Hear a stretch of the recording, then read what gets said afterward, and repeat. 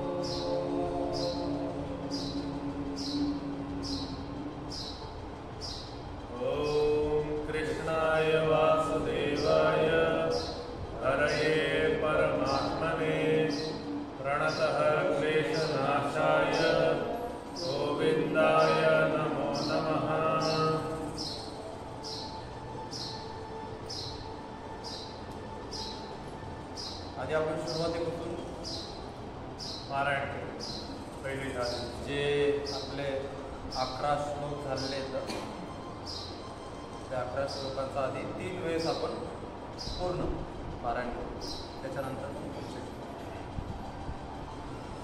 ओम श्री परमात्मने नमः अथ श्रीमद्भगवद्गीता अथ प्रथमोऽध्यायः धृतराष्ट्र उवाच धर्मक्षेत्रे कुरुक्षेत्रे समवेतायुयुत्सवः मामका पाण्डवाश्चैव किम कुर्वत संजय संजय उवाच दृष्ट्वा तु पाण्डवानीकं व्यूढं दुर्योधनस्तदा आचार्यमुपसंगम्य राजा वचनमब्रवीत् पश्येतां पाण्डुपुत्राणाम् आचार्य महतीं चमूं व्यूढां द्रुपदपुत्रेण तव शिष्येण धीमता अत्र शूरा महेश्वासा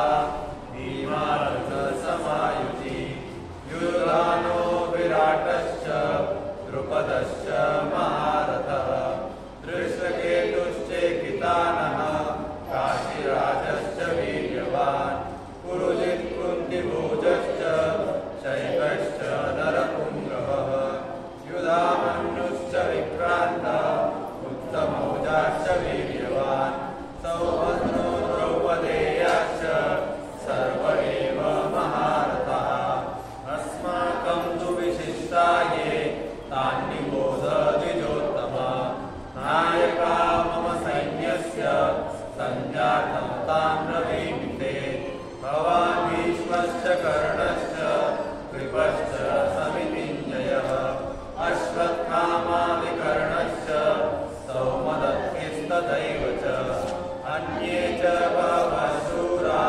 मदर्थे त्यक्तजीविता नानाशस्त्रधारणाः सर्वे युद्धविशारदाः अपर्याप्तं तदस्माकं बलं भीष्माभिरक्षितं पर्याप्तं विलमेतेषां बलं भीमाभिरक्षितम् अययेषु च सर्वेषु यथा भागम् अवस्थिताः भीष्ममेवाभिरक्षन्तु भवन्तः सर्व एव हि।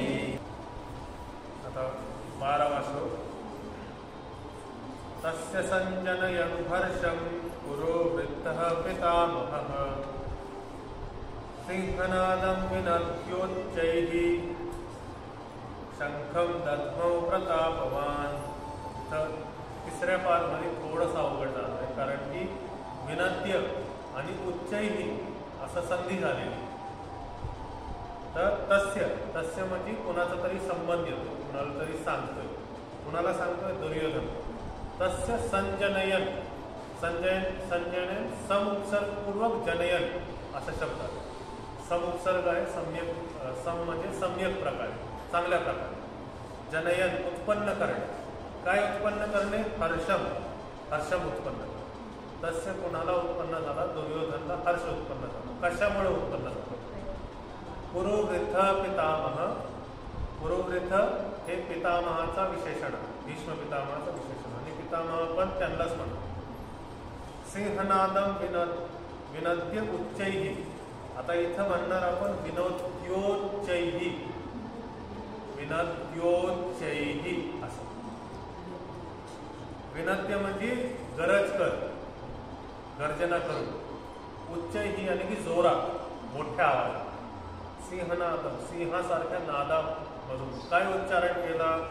शंखम, दध्मौ, दध्मौ म्हणजे वाजवला, दध्मौ म्हणजे वाजवला. प्रतापवान हा पण भीष्म पितामहाचा विशेषण. तर आपण उच्चारण घेऊयात.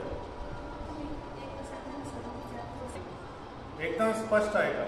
तस्य संजनयम शब्द आहे, सम उपसर्ग आहे, स मध्ये सम उपसर्ग आहे, स म. ठीक आहे. म हलंत आहे, हलंत म्हणजे अर्धा शब्द. आता समचा इथं य झालाय. कशाच्या योगमध्ये? ज जेव्हा पुढं आलाय त्याच्यामुळं म च्या ऐवजी यकार झाला. म्हणजे च च्या वर्गामध्ये जेवढे असतील त्याचा शेवटचा अक्षर. म च्या ऐवजी च च्या वर्गामध्ये च छ ज छ य. तर च च्या वर्गामध्ये जो शेवटी य आलाय तोच अक्षर म च्या ऐवजी रिप्लेस झाला. संमत. थोडासा अवघड जाईल समजायला, एवढंच लक्षात ठेवा. याचा उच्चारण करायचं सं, संजनयन, संजनयन हर्षम. ठीक आहे. हा एक पाचा. तस्य संजनयन हर्षम. हा, तस्य संजनयन हर्षम. आता दुसरा पाच सोपा आहे. पुरुवृद्ध पितामह. पुरुवृद्ध सोपा आहे, विसर्ग लागलाय, त्याच्यात अह उच्चारण येणार. पितामह ह पहिलाच आहे, अजून विसर्ग आलाय तर अह दोनदा उच्चारण, हचा दोनदा उच्चारण. सिंहनादम सोपा आहे, इथं अवघड जाईल. विनद्योच्चैहि, विनद्योच्चैहि, विनद्योच्चैहि असं. सिंहनादम विनद्योच्चैहि असं. थोडंसं अवघड जाईल पण ते प्रॅक्टिसने होईल सुधारून.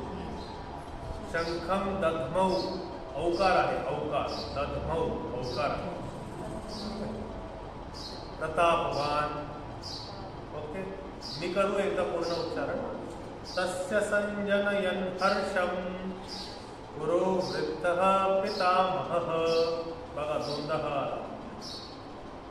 सिंहनादं विनद्योच्चैहि शंखम दध्मौ प्रतापवान. आता माझ्या पाठीमागे एक एक पाठ.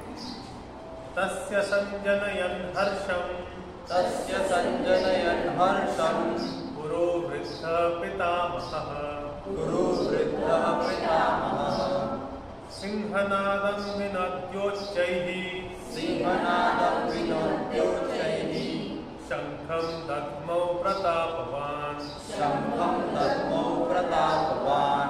तस्य संजनयन हर्षम, तस्य संजनयन हर्षम पुरोवृद्ध पितामहः, पुरोवृद्धः पितामहः.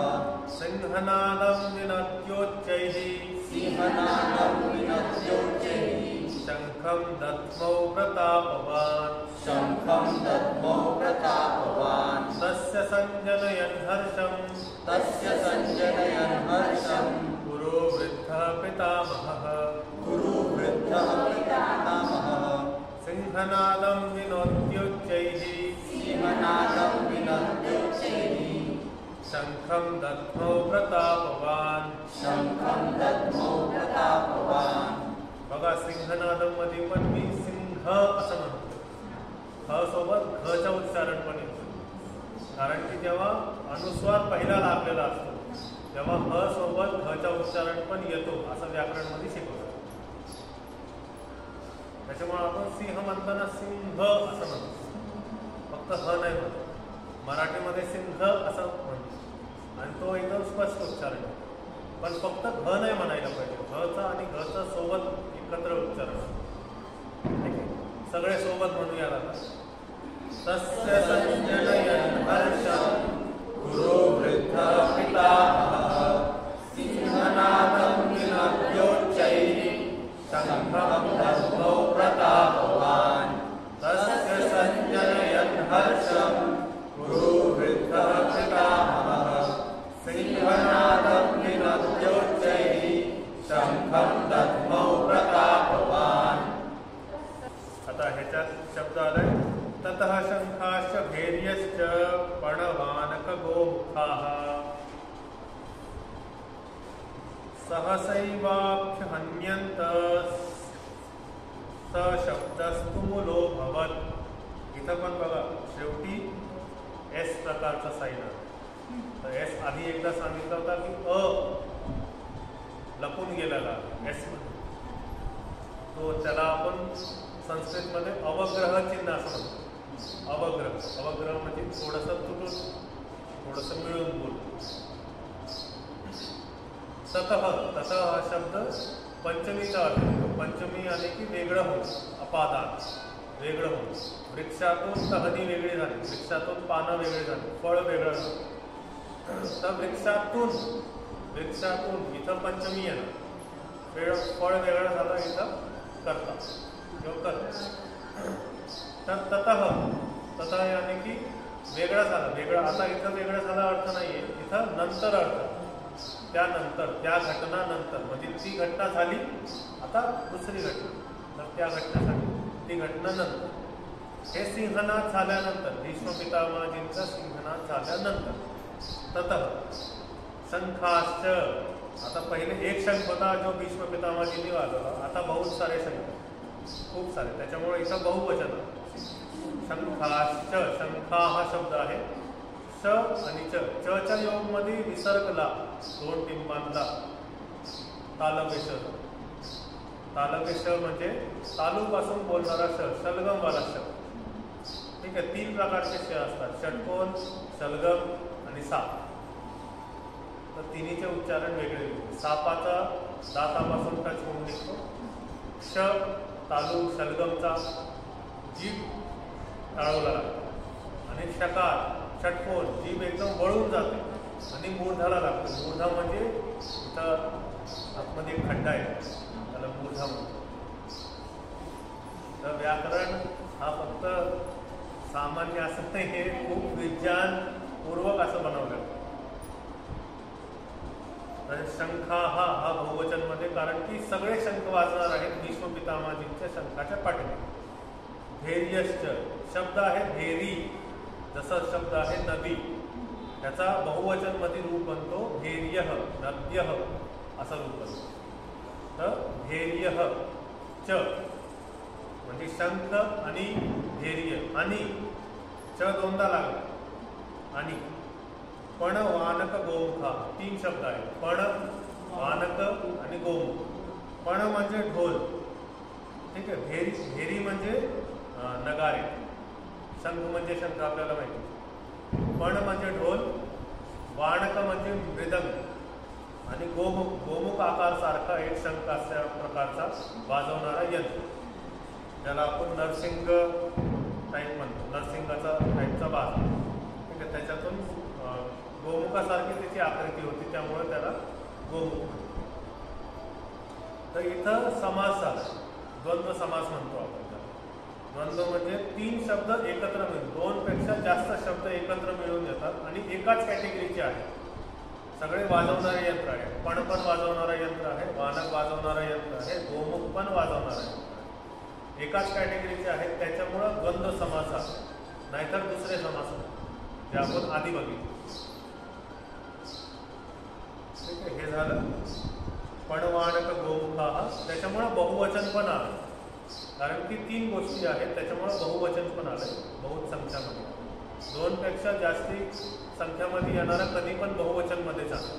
2 संख्याला द्विवचन मध्ये येणार, 1 संख्याला एकवचन मध्ये. सहसा एव इथं शब्द आहे, सहसा एव. आ आणि ए हे दोन्हींची संधी झाली, मिळून बनला ऐ. ठीक आहे, आ आणि एक मिळून म्हटलं ऐ. तर सहसैव. आता पुढचा शब्द आहे अभ्यहन्यंत.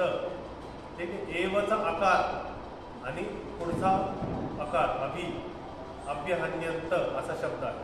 त्याचा आकार अकार आणि आकार मिळून आ बनला, मोठा आ बनला. तर सहसैवाभ्यहन्यंत असं. तर सहसैवाभ्यहन्यंत अभि उपसर्ग आहे. ठीक आहे. जसं वरती संजनयन मध्ये सम उपसर्ग होता म्हणजे चांगल्या प्रकारे, इथं अभि उपसर्ग आहे म्हणजे हे पण म्हणजे चांगल्या प्रकारे किंवा चारों तरफ से सब प्रकार से. अभिहन्यंत म्हणजे वाजवणं. हन्यंत म्हणजे वाजवणं, बजुटी, वाजवले गेले असं. स शब्द जेव्हा वाजवले गेले त्याच्यानंतर तो शब्द कशासारखा दिसला. स शब्द जो आवाज निघतोय, शंखांचा आवाज निघतोय, तो शब्द कशासारखा दिसला. तुमुलो भवत. तुमुलो हा एक प्रकारची खूप मोठ्या नादाची किंवा खूप भयंकर ज्याने आपण घाबरून जातो त्या नादासाठी तुमुलो शब्द वापरलाय. तुमुलो अभवत. अभवत म्हणजे झाला, कारण की भूतकाळची क्रिया. आता उच्चारण घेऊया. ततः शंखाश्च भैर्यश्च पणवानक गोमुखाः. इथं बघा सगळे अकारच्या उच्चारण सोबत म्हणायचे. पण वानक गोमुखा. पणवानक गोमुखाः. सहसैवाभ्यहन्यन्त. सशब्दस्तुमुलो भवत्. ततः शंखाश्च भैर्यश्च पणवानक गोमुखाः.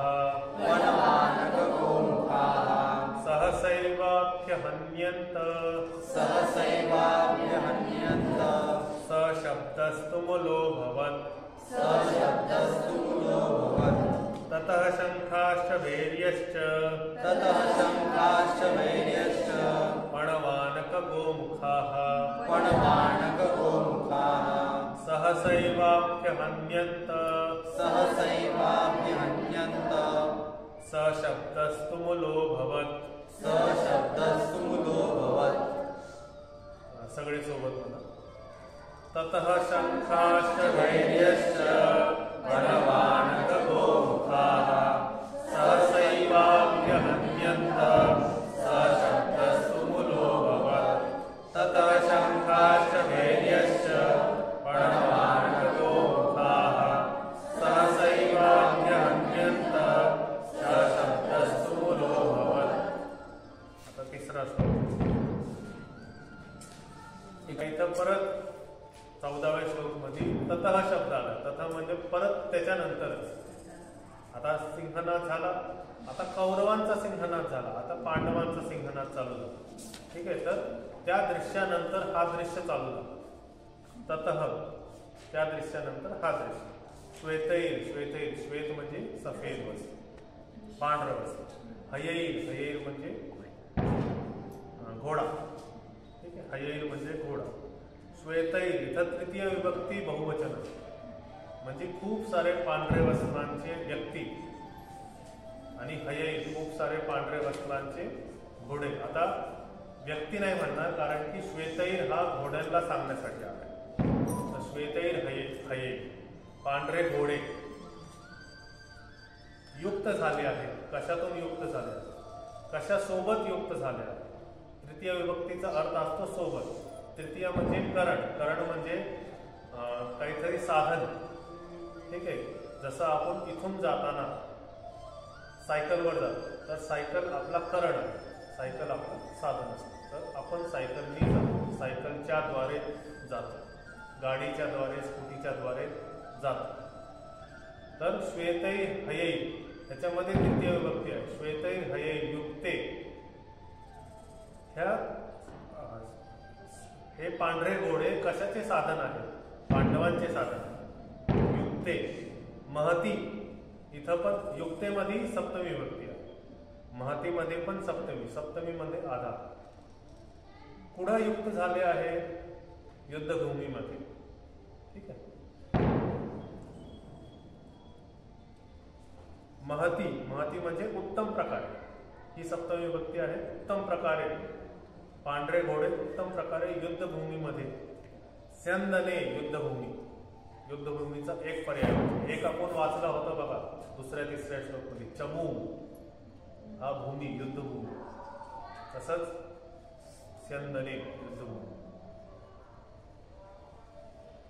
स्थितौ, स्थितौ म्हणजे स्थित आहे, उभे आहे. माधव, कोण उभे आहे? माधव श्रीकृष्ण. आणि पांडव, पांडव म्हणायला 5 आहेत, पण जेव्हा पांडव म्हणलं जातं तेव्हा एक वचन मध्ये म्हणलं जातं. असे दिसणारे 5 आहेत, पण जेव्हा एकत्र म्हणतोय तेव्हा पांडव एक वचन मध्ये म्हणतो. पांडवश्चैव, माधव आणि पांडव. च चा अर्थ इथं पहिलाच घेतला. माधव श्रीकृष्णजी आणि पांडव. च एव दिव्यौ, आता हे दोघांनी म्हणजे पांडवांनी आणि श्रीकृष्णाजींनी शंख वाजवले. दिव्यौ शंखौ, दिव्यौ द्विवचन मध्ये आहे, कारण की 2 जणांनी. शंखौ 2 जणांनी, 2 शंख वाजवले. प्रदद्मतु, 2 शंखाच्या हिशोबे क्रिया, 2 शंखांच्या अनुसारच क्रिया झालेली आहे. प्रदद्मतु ही द्विवचनची क्रिया आहे, 2 शंखांना सांगण्यासाठी द्विवचनची. तर उच्चारण घेऊयात.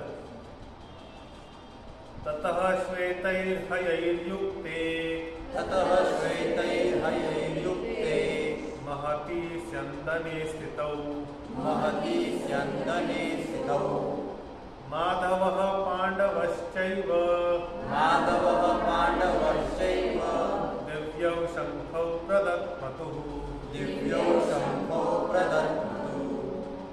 ततः श्वेतैर्हयैर्युक्ते, ततः श्वेतैर्हयैर्युक्ते, महती स्यन्दने स्थितौ, महती स्यन्दने स्थितौ, माधवः पाण्डवश्चैव, माधवः पाण्डवश्चैव, दिव्यौ शंखौ प्रदद्मतुः, दिव्यौ शंखौ प्रदद्मतुः.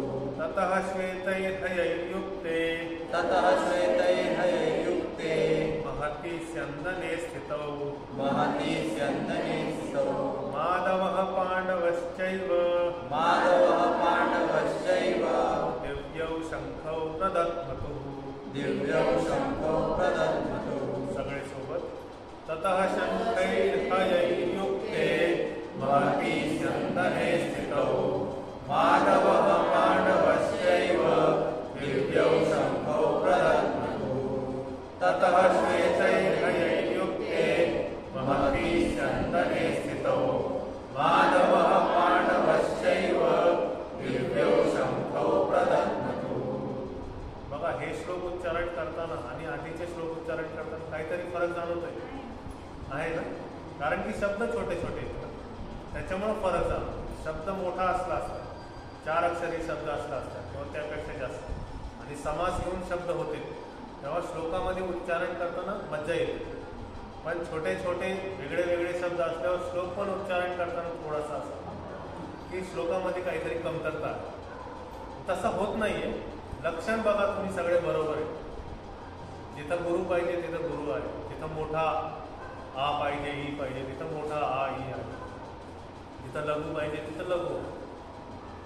त्याच्यामुळे श्लोक कोणता?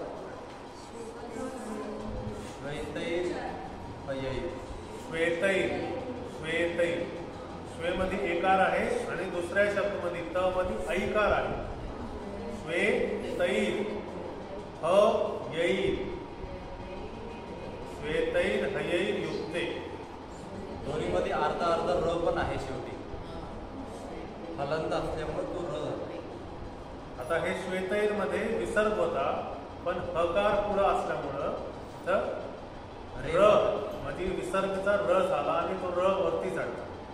सेम ह्याच्यात पण हयैमध्ये पण य पुढं असल्यामुळं विसर्गचा र झाला आणि र वरती चढला. श्वेतैर हयैर युक्ते. आता र पूर्ण नाहीये, र अर्धाच आहे. विसर्ग र अर्धाच आहे. विसर्गचा एकदम कमी उच्चारण असतो. असं सांगतो. 12वा श्लोक यामध्ये सांगतात की तब कुरुवंश के वयोवृद्ध परम प्रतापी एवं वृद्ध पितामह ने सिंह गर्जना की सी ध्वनि करने वाले अपने शंख को उच्च स्वर में बजाए, जिससे दुर्योधन को हर्ष हुआ. याच्या आधी दुर्योधननी आधी द्रोणाचार्याची एकदम प्रतिमा चढवली, एकदम चांगलं सांगितलं. मग भीष्म पितामहाच्या विषयी सांगितलं की त्यांच्या अंडर आपण सगळे रक्षती, आपण सगळे त्यांच्या अंडर रक्षित आहोत, एकदम प्रोटेक्टेड आहोत. त्याच्यानंतर सांगितलं की सैन्य सगळे वीरांकडे फेस करून त्यांना सांगितलं की तुम्हाला पण भीष्मांची रक्षा करायची आहे. अभिरक्षंतु, भीष्माभिरक्षंतु. हे झाल्यानंतर भीष्म पितामह एनर्जेटिक झाले, त्यांच्यामध्ये ती एनर्जी आली आणि त्या एनर्जीने हा हर्ष उल्हास पाहून त्या एनर्जीने त्यांनी ज्यावेळेस शंख वाजवला तर त्यांच्या शंखातून असे शंख असतात वेगळ्या वेगळ्या प्रकारचे. पाण्यामधून ज्यावेळेस आपण काढतो समुद्र तर वेगळ्या वेगळ्या प्रकारचे शंख असतात. वेगळ्या वेगळ्या शंखामधून वेगळ्या वेगळ्या प्रकारचे ध्वनी निघतात. तर हा जो शंख होता हा शंख सिंह गर्जना करणारा शंख होता. आणि ह्या शंखचं म्हणजे युद्धच्या आधी किंवा कोणत्याही चांगल्या गोष्टी असो किंवा कोणतीही गोष्ट वाईट, चांगली, निगेटिव्ह, पॉझिटिव्ह काही असो, त्याचं प्रारंभ जर करायचं आहे, उगम जर करायचं आहे आपल्याला, तर आपण एक व्हायब्रेशन तयार करतो. जसं आपण इथं पण भगवद्गीता सुरुवात करताना काय करतो, ओंकारचं उच्चारण घेतो. ओंकारच्या उच्चारणमध्ये काय आहे, ते व्हायब्रेशन आहे. तसंच शंखनादमध्ये काय आहे, व्हायब्रेशन आहे. कशाची व्हायब्रेशन आली, सिंहाची गर्जनाची व्हायब्रेशन. म्हणजे काय आहे, हे काहीतरी डेंजरस होणार आहे, काहीतरी टेरिफिक, काहीतरी खूप भयानक होणार आहे, असं ते पहिला शंख एवढा जोरात वाजला. ठीक आहे. त्याच्यानंतर शंख वाजल्यानंतर मग बाकी सगळ्या गोष्टी पण हळूहळू वाजायला लागल्या, जे दुसऱ्या 13व्या श्लोकमध्ये आहे. तत्पश्चात शंख वेगळे. आता हे फक्त भीष्म पितामहाने वाजवलं, याच्यानंतर सगळे सेनापती वाजवतात. असं नाही की फक्त भीष्म पितामहच वाजवणार आणि युद्ध सुरू करणार, असं नाही. एक एक सेनापतीकडे एक एक शंख आहे, ते सगळे वाजवणार. समोरचे जेवढे लोक उभा येतात त्या सगळ्यांकडे नगाडे येतात. ते नगाडे म्हणजे असे मोठे मोठे ढोल असतात, असे ओव्हल शेपमध्ये असतात, त्याला वाजवत आहेत. ठीक आहे. बिगुल वाजवत आहेत. तुरही, जी पिपाणी आपण म्हणतो मोठी, जे आजकाल आपण लग्नाच्या सुरुवातीला अशी प्रकारची असते. एक साथ बज उठे, हे सगळे एक सोबत वाजले. कशानंतर, भीष्माच्या शंख सिंह गर्जनानंतर, शंखाच्या सिंह गर्जनानंतर या सगळ्या गोष्टी वाजल्यानंतर असा कोलाहल तयार झाला, असा एन्व्हायरमेंट तयार झाला. आतापर्यंत सगळे शांत होते, प्रश्न विचारत होते, काय चालू आहे, काय हे ते. दुर्योधन द्रोणाचार्याला सांगत होता. हळूहळू ती एनर्जी कशी ॲग्रेसिव्ह होतीये पहा. कधी पण कोणाचा वाद झाला किंवा कोणाचे भांडणं झाले किंवा काही पण झालं तर सुरुवातीला फक्त नॉर्मल कॉन्व्हर्सेशन असतं. एक साईडनी ज्यावेळेस तो उत्तेजना वाढती, ती उत्तेजना वाढवायचं काम कोणी केलं, दुर्योधनाने केलं. ती उत्तेजना थोडी वाढली, हर्ष सगळ्यांमध्ये, एक्साइटमेंट, सगळे एकदम चढले. द्रोणाचार्य चढले, भीष्म पितामह, सगळे सैन्य की आम्हाला रक्षा करायची, आम्हाला हे करायचंय, सगळे एकदम हाय एनर्जी लेवलवर आले. आणि त्याच्यानंतर जोरात मग त्यांनी सगळ्या गोष्टी वाजवल्यानंतर सगळं क्षेत्र असं वातावरण निर्माण झालं की आता आपले सगळे जी शक्ती आहे ती एकदम आतलं जसं रक्त सळसळ करतंय असं झालं आणि त्यामध्ये मग तुम्ही युद्ध करू शकता. शांत मनामध्ये तुम्ही युद्ध नाही करू शकता. तो ॲग्रेशन पाहिजे. तो जो क्षत्रियाचा धर्म आहे त्याच्यामुळं क्षत्रियाला आपल्या संस्कृतीमध्ये पण आणि धर्मामध्ये पण शास्त्रामध्ये पण क्षत्रियाला जे तामसिक आणि राजसिक भोजन आहे ते खायला पण परमिशन आहे. का परमिशन आहे? जर फक्त सात्विक खाल्लं क्षत्रियाने, तो युद्धामध्ये गेला, तिथं त्याच्यामध्ये ती उत्तेजना उत्पन्न होणार नाही, तिथं त्याच्या रक्तामध्ये ती सळसळता होणार नाही. कितीही त्याला, काही माणसं असतात, कितीही मोटिवेट करा, कितीही त्यांना काही बोला तुम्ही, त्यांच्यामध्ये ती सळसळता, ती एग्रेशन, तो राग, तो चिडचिड येणारच नाही.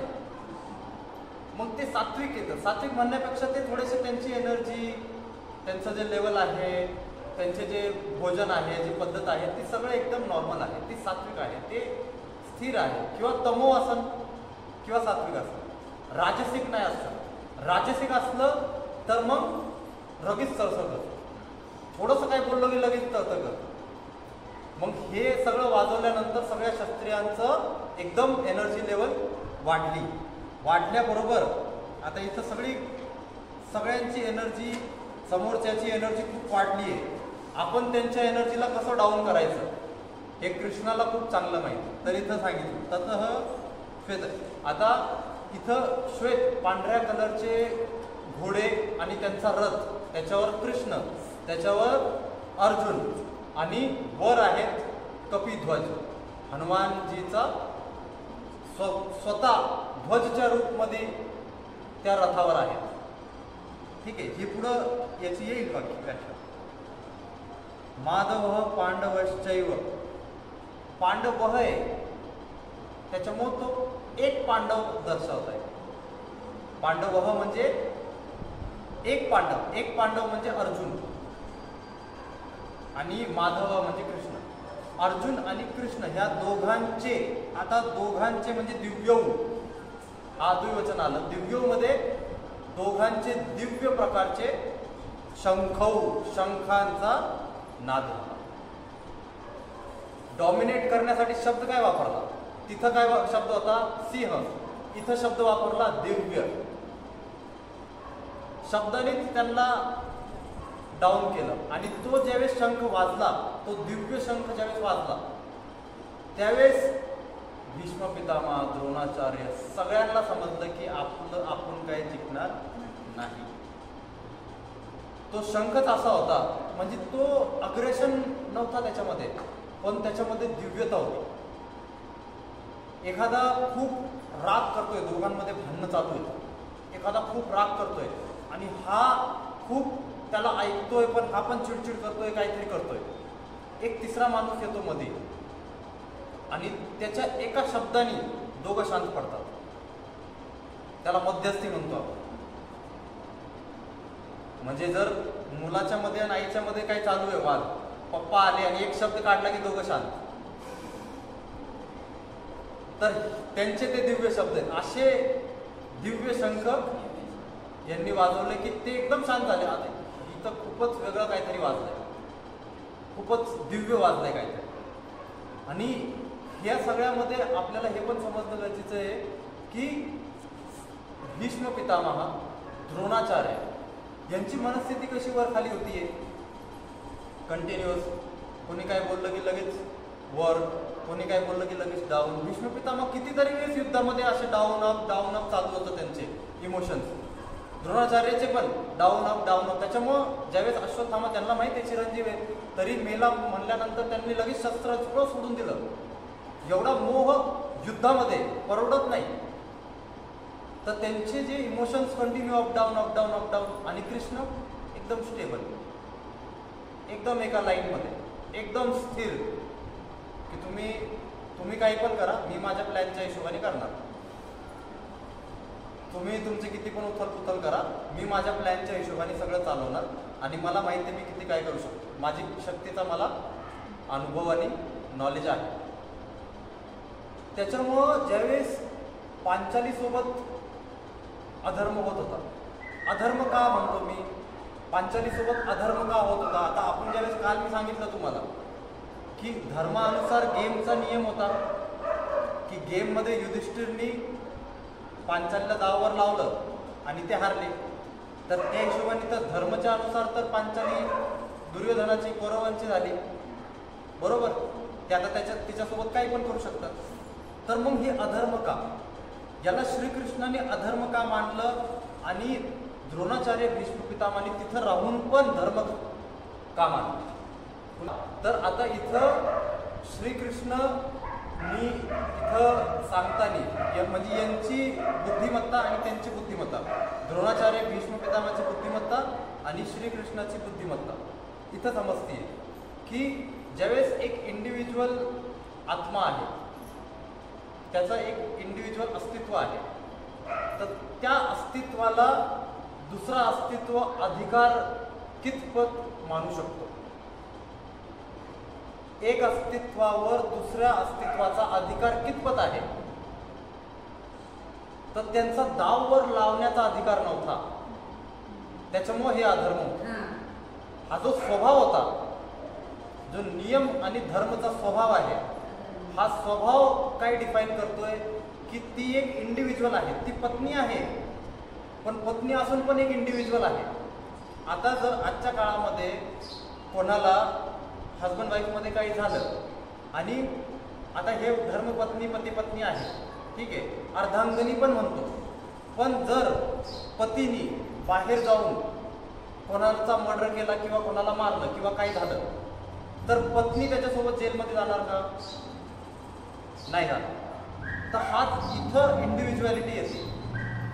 इथं श्रीकृष्णाची विवेक बुद्धी जी आहे, विवेक ज्ञान जी आहे, ती समोर येत आहे की ते किती डीपमध्ये गोष्टी पाहतात आणि हे किती वरच्या वरच्या पाहतात. आणि वरच्या वरच्या गोष्टी पाहिल्यामुळे वरवर काय असतं, समुद्रामध्ये वरवर काय असतं, उथल पुथल असते, कंटिन्युअस वर खाली वर खाली. त्याच्यामुळे त्यांचे विचार कसे कंटिन्युअस, धर्म आहे का अधर्म आहे ते पण कन्फ्युज असं चालू होतं. पण कृष्णाने डीप नॉलेज घेतलेलं आहे, त्याच्यामुळे त्यांना माहिती आहे खाली काय, वर काय, मध्ये काय, हे सगळं त्यांना माहिती आहे. त्याच्यामुळे त्यांना धर्मचं नॉलेज जास्त आहे. इथं त्यांच्या दोघांची बुद्धिमत्ता, दोघांची द्रोणाचार्य भीष्म पितामह आणि कृष्ण यांच्या दोघांमध्ये जी विवेक ज्ञानचा जी डिफरन्स आहे, तो डिफरन्स आपल्याला समजतो. आता तुम्हाला काही प्रश्न असतील तर विचारा. आपल्याकडे 10 मिनिटं आहेत, त्याच्यामध्ये आपण व्याकरणचे प्रश्न असतील श्लोकमधले आजचे किंवा याच्या आधीचे तर विचारा, किंवा जर फिलॉसॉफीच्या विषयी, लाईफच्या विषयी काही प्रश्न आत्तापर्यंतच्या श्लोकांमध्ये असेल तर विचारा. आणि हे जे शब्दांचा वापर केलाय ना, दिव्यो, हे पांडवांच्या श्लोकामध्येच दिव्यो वापर केला. हे वेदव्यास ऋषींचा खूप मोठा महत्ता मानायला पाहिजे की त्यांनी श्लोक बनवताना तशी रचना केलेली आहे. त्याच्यात पूर्ण कळावा की पांडव धर्माची लढाई लढतात आहे आणि हे अधर्माकडून लढतात. कौरव हे अधर्माकडून लढतात. त्याच्यामुळे तिथं आणि सरांनी तर अजून चांगलं एक्सप्लेन केलंय. आणि मग परत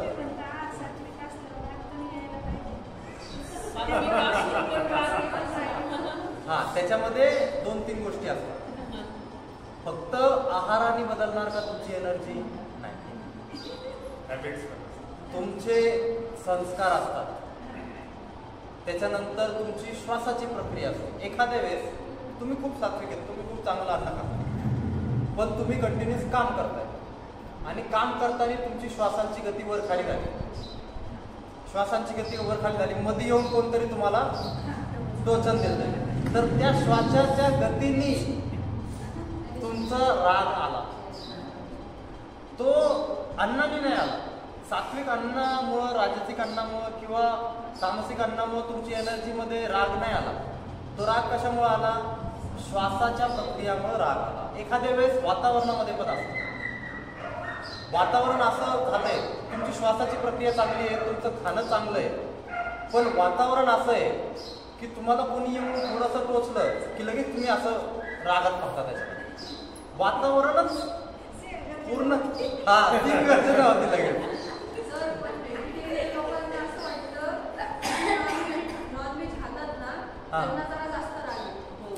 तो एक सपोर्ट आहे, एक सपोर्ट. तो एक. आता मी बायफर्केट करतो गोष्टींना, ठीक आहे, लक्ष देऊन ऐका. एक झालं अन्न, सात्विक, राजसिक, तामसिक. एक झाले तुमचे श्वास, त्याच्यानंतर श्वासानंतर झालं वातावरण, वातावरणानंतर झाले तुमचे संस्कार, संस्कारानंतर झालं तुमची कॉस्मिक एनर्जी. कॉस्मिक एनर्जी म्हणजे तुमचं कॉस्मिक एनर्जी सोबत जे सर्किट आहे ते सर्किट. आता ते जर समजायचं थोडंसं वेळ लागेल मला. जसं आपलं शरीर आहे याचा ऑरा आहे, ठीक आहे. हा ऑरा किती मोठा आहे आणि त्या ऑराचं सर्किट कसं आहे, हे सर्किट कोणासोबत डिफाईन होणार? पृथ्वीसोबत, झाडांसोबत, सूर्यसोबत, चंद्रसोबत, जे आकाशगंगा आहे त्याच्यासोबत ते सर्किट आहे, ठीक आहे. हा एक कॉस्मिक एनर्जीचा सर्किट झाला. दुसरी गोष्ट काय झाली? अन्न, भोजन.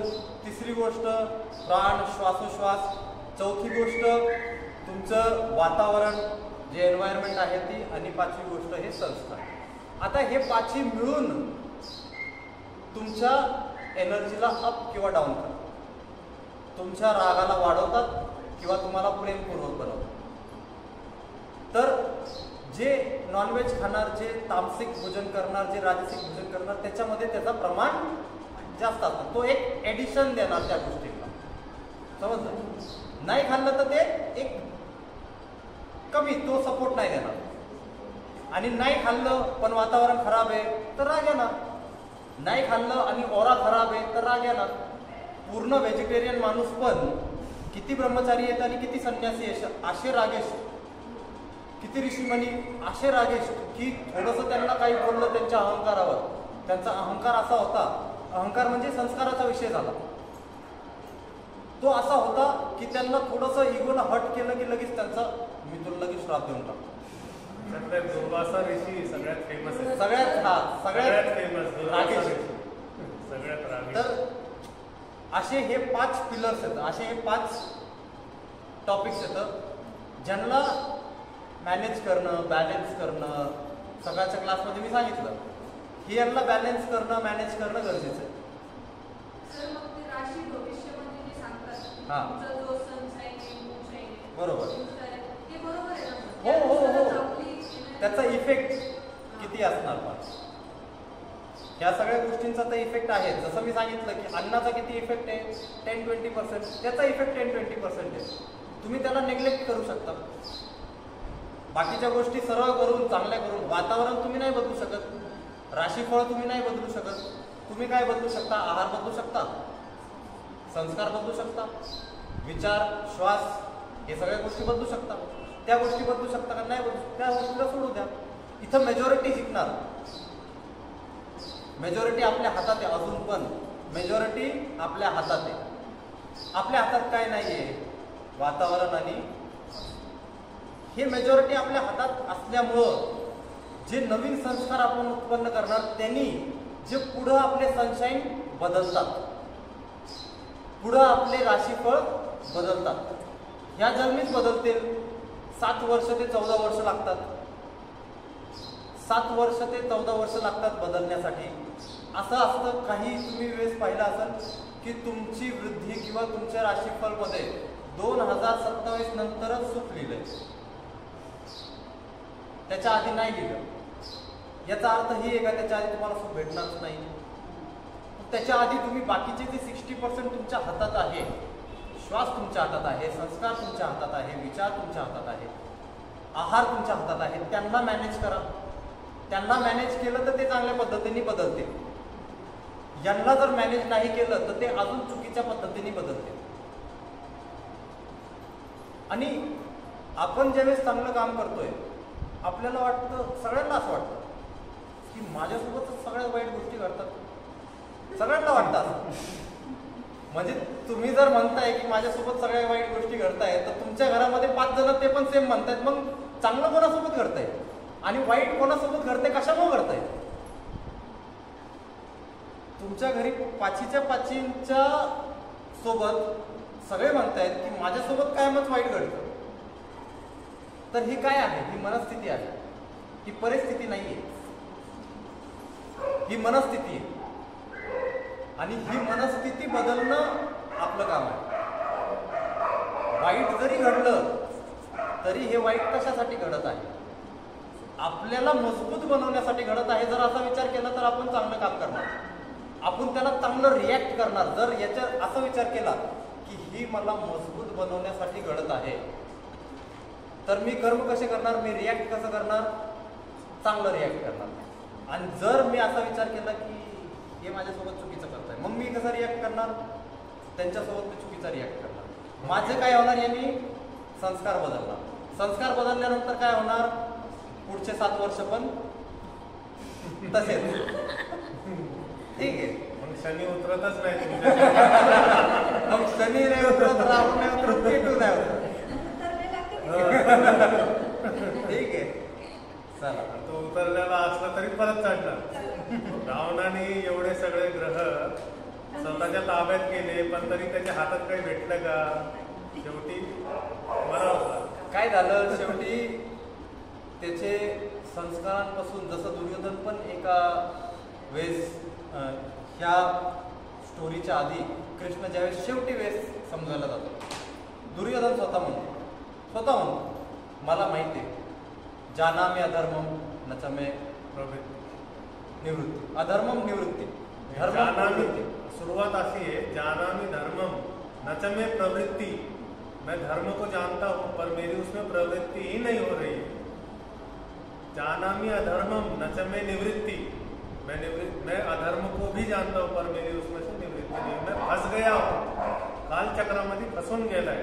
कालचक्र, संस्कार चक्र, जे मी सांगितलं पॅटर्न, तो कॉन्शियसली त्या पॅटर्नला बदलायचं प्रयत्न पण नाही करत आणि करू पण नाही शकत, काहून की खूप डीप पॅटर्न झालेत ते. आणि तो आधीपासून शकुनी मामा आहे ना सोबत. जिथं जिथं तो भटकतोय, धर्माला निघतोय तो. कारण की कर्ण पण समजवते, बाबा युद्ध नको करू, देऊन टाक राज्य. त्याचे भाऊ दुःशासन, विकर्ण सगळे सांगत होते. भीष्म पितामह सांगते, द्रोणाचार्य सांगते, त्याची माता गांधारी सांगते,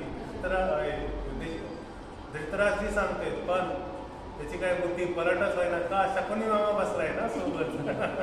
तर तसंच रावणाच्या याच्यात पण सेम. रावणाच्या याच्यात पण अहंकार. एकच गोष्ट, इथं संस्कार होते, इथं ह्यो म्हणत होतो मला सगळं माहिती, तिथं अहंकार होता. तिथं रावणाचा मेन अहंकार. असे वेगळे वेगळे तत्व येतं, टोटल 25 तत्व. याच्यातला एक जरी तत्व तुमच्यावर हावी राहिला तरी तुम्हाला तो नाश कड नेऊ शकतो.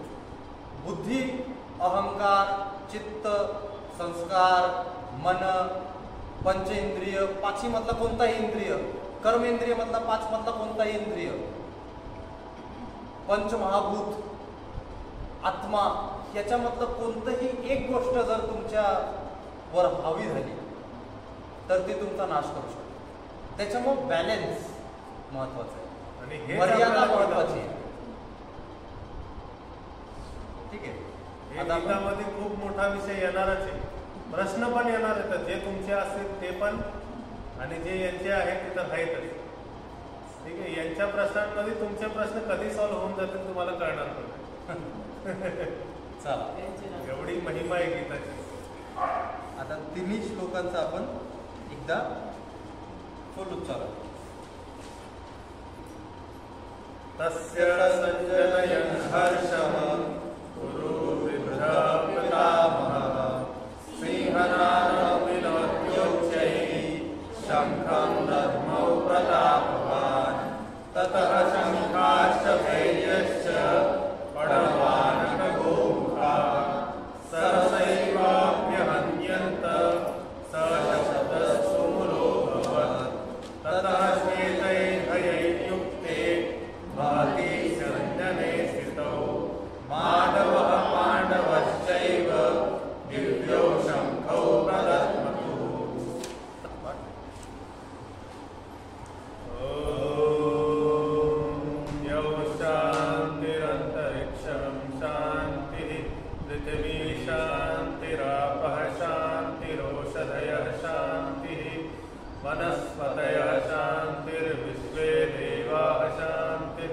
ब्रह्म शांति सर्वं शांति शांति